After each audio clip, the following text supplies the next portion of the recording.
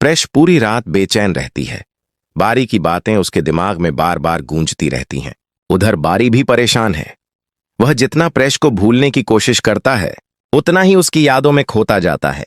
अगली सुबह अनाया अपनी मां के साथ शादी की तैयारियों में लगी होती है।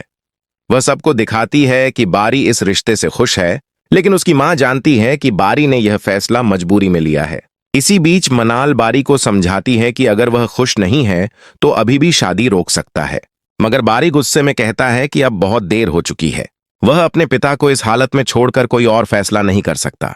दूसरी तरफ प्रेश के घर लड़के वालों का फोन आता है। रमीसा बेगम की बातों के बाद अब उन्हें इस रिश्ते पर शक होने लगा होता है। जब्दा बेगम परेशान हो जाती हैं, जबकि प्रेश खामोशी से सब सुनती रहती है।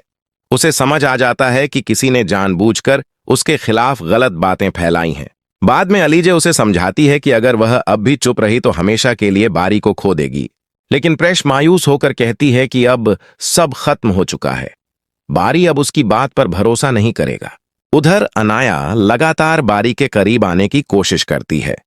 कभी कॉफी लाकर, कभी उसकी फिक्र दिखाकर वह चाहती है कि बारी धीरे धीरे उसकी आदत बन जाए, लेकिन बारी के दिल में अब भी सिर्फ प्रेश ही बसी होती है। कहानी में बड़ा मोड़ तब आता है जब बारी को एक ऐसी फाइल मिलती है जिसमें उसके पिता के छुपे हुए राज लिखे होते हैं। सच जानकर वह हैरान रह जाता है। अब उसे समझ आने लगता है कि प्रेश उससे दूर क्यों हुई थी। आने वाली किस्त में हालात और ज्यादा जज्बाती हो जाएंगे। बारी सबके सामने प्रेश का हाथ थाम लेगा।